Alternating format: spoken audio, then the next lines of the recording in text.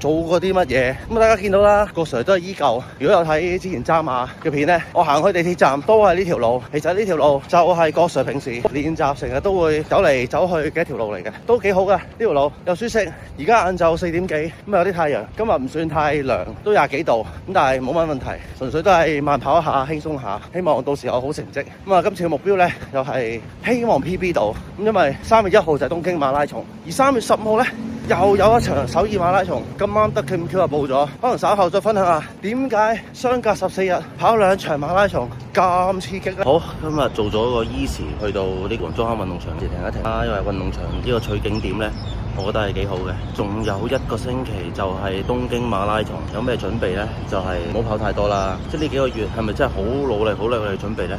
即係聽咗一個專家定唔知邊度呢講，總之你個練習嘅感覺呢，就係聽日都仲繼續跑到，或者你聽日唔會係完全唔想跑。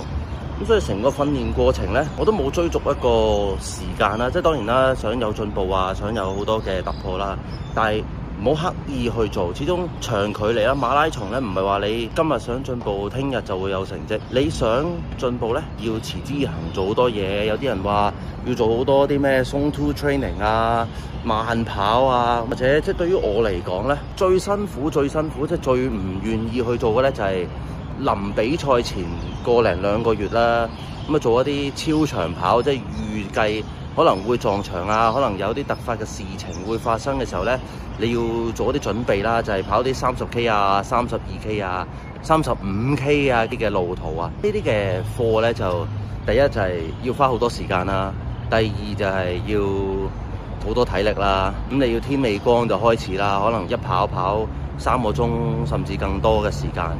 呢啲嘅時間係咪即係隨時都有呢？咁啊，郭 Sir 又要工作啦，即係又要上堂啦，又要拍片啦，又要同大家分享唔同嘅嘢啦。咁呢啲都係時間嚟㗎嘛。咁點呢？就唯有早啲起身，練習完跟住再工作。但係呢啲30K 嘅長課呢，練完總都要唞下休息陣先。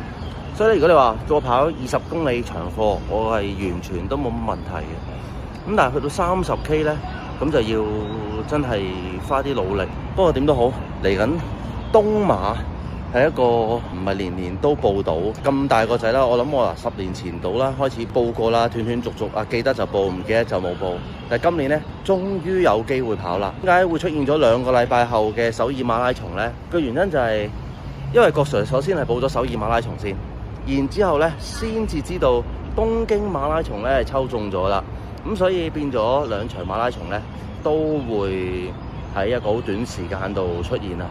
咁啊幸好啦，因為今年初5啊嘛，2月21號，明天2月22號呢就係呢個大阪馬拉松。本身郭 Sir 都抽中咗，但係因為旅費嘅問題呢太高昂啦，咁所以郭 Sir 呢就冇去俾錢去參賽啊，即係冇參賽啊，即係好好彩啦。如果唔係呢，就係聽日呢就係大阪馬拉松，下個禮拜日呢就係東京馬拉松，再隔一個禮拜呢就首爾馬拉松。咁呢個就個玩命嘅狀態啦。4個禮拜3場全馬比賽，咁有冇人會咁做呢？咁總會有嘅，不過郭 Sir 都係喺跑步呢個領域係業餘啊嘛。咁雖然真係會準備嘅原因就係希望唔好喺個過程上面太辛苦啦。如果大家有睇下啲跑步影片呢，咁有啲人可能跑起上嚟啊，比賽嘅時候啊，都會有啲狀況啊，抽筋啊，頂唔住啊，好辛苦啊。郭 Sir 盡可能咧都希望就唔好太辛苦啦，可以用一個輕鬆啦、跑得晒啦嘅狀態。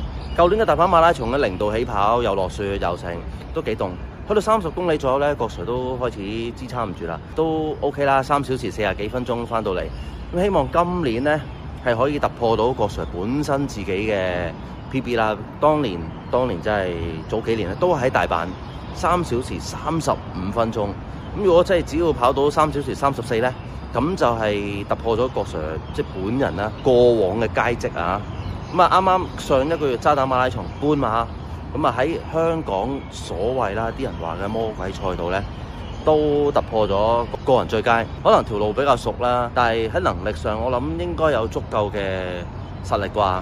但係舊年郭 Sir 嘅渣馬其實都跑到都好相近嘅時間，希望到時啦下個禮拜日唔好太貪心，頭半程呢就守住，去到後面呢先再加少少，應該就冇問題㗎啦。頭半程貪心都唔會有啲咩好結果㗎啦，所以就希望呢沉住氣。不過呢一場比賽咧有 Ben Sir 拍住咧，Ben Sir 咧速度控制咧係比較好啲嘅，咁希望咧有佢嘅帶領咧可以做得更加好。今日會唔會再一課？可能稍後仲會有一課再輕鬆啲嘅跑，簡單地跑啦，總唔會成個幾禮拜冇跑嘅。咁應該我哋報咗名啊，喺2月28號即係比賽前一日咧，喺嗰個皇居啊，有跑步嘅人知啊，皇居有即係喺東京咧有一個步嘅地方，皇居有一個5公里嘅嗰啲叫 shakeout run 啊，叫做係咪啊？即係總之臨比賽前，大家好多跑友啊、跑手啊，咁咧大家聚集埋一齊，咁啊傾下偈、跑下步咁樣，好輕鬆嘅。朝早一早噶啦，好早嘅。咁啊跟住可能喺 Expo 有啲嘅剪影俾大家睇下啦。希望有多啲咁啊賽事中途咧，我希望都力氣可以影到啲嘢同大家分享。真係要睇當時嘅狀態啊，唔係話真係想影就影到，影唔到都冇辦法。我哋稍後見。今次就課金咗少少，有對比賽鞋啦。